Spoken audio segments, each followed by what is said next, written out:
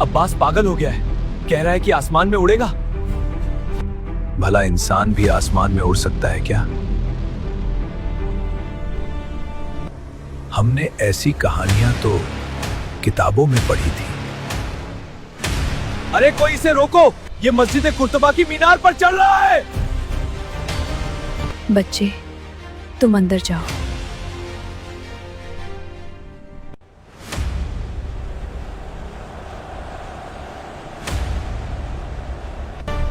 मेरा नाम अब्बास इब्न फिरनास है। आज मैं वो करने जा रहा हूं जो मुझसे पहले किसी इंसान ने नहीं किया। लोग मुझे पागल कहते हैं इंसान उड़ नहीं सकता। लेकिन क्या उन्होंने कभी उड़ती हुई चिड़ियों को गौर से देखा है?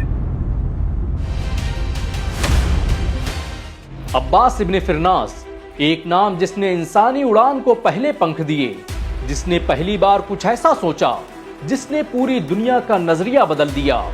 दुनिया आज जिस हवाई जहाज, ग्लाइडर और स्पेस टेक्नोलॉजी का इस्तेमाल कर रही है, उसकी पटकथा इसी अब्बास इब्न फिरनास ने लिखी थी। ये नवीं सदी का महान वैज्ञानिक, दार्शनिक और इंजीनियर था, जिसने राइट ब्रदर्स से 1000 साल पहले इंसानों के आसमानों में उड़ने के ख्वाब को पूरा कर दिया था।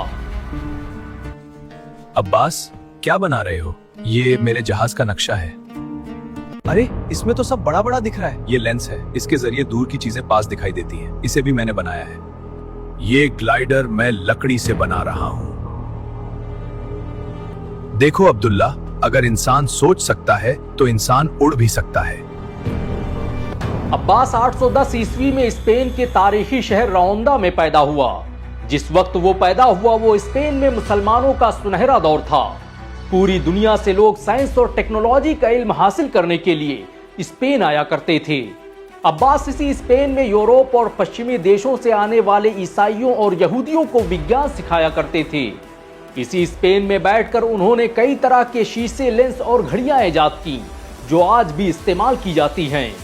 आज हम जिस फ्रेम वाले चश्मे को इस्तेमाल करते हैं, इसकी खोज अब्बास इब्न फिरनास ने ही की थी।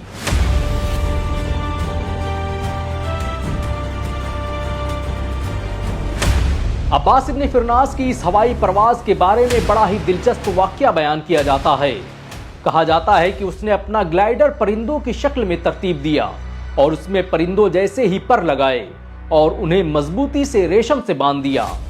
अब्बास आसमान में अपने उड़ने के ख्वाब को पूरा करने के लिए इसे पहनकर मस्जिद कुर्तबा की मीनार पर चढ़ गया। उसे देखने के लिए पूरा स्पेन मस्जिद कुर्तबा के बाहर जमा हो गया था। अब्बास ने चारों तरफ एक फातिहाना नजर डाली और एक लंबी सांस ली और अचानक मस्जिद कुर्तबा से छलांग लगा दी। लोगों को लगा कि अब्बास सीधे जमीन पर आएगा, लेकिन अब्बास 10 मिनट तक आसमानों में उड़ता रहा।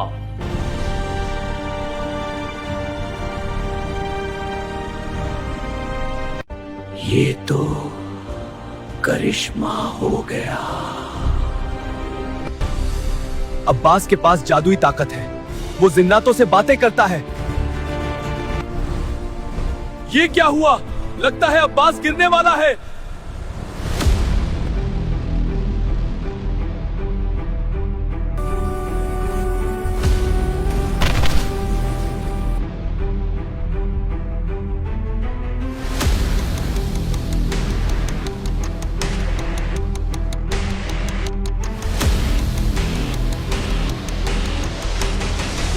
अब्बास का ग्लाइडर लैंडिंग के वक्त हादसे का शिकार हो गया, क्योंकि उसने परिंदों की शक्ल का ग्लाइडर तो बनाया, लेकिन उसकी रफ्तार को कम करने के लिए पूंछ लगाना भूल गया।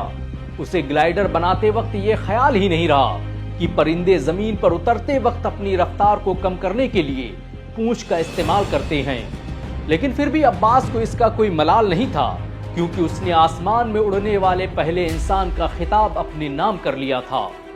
अब्बास की इस उड़ान के चर्चे चंद दिनों में ही पूरे यूरोप में फैल गए।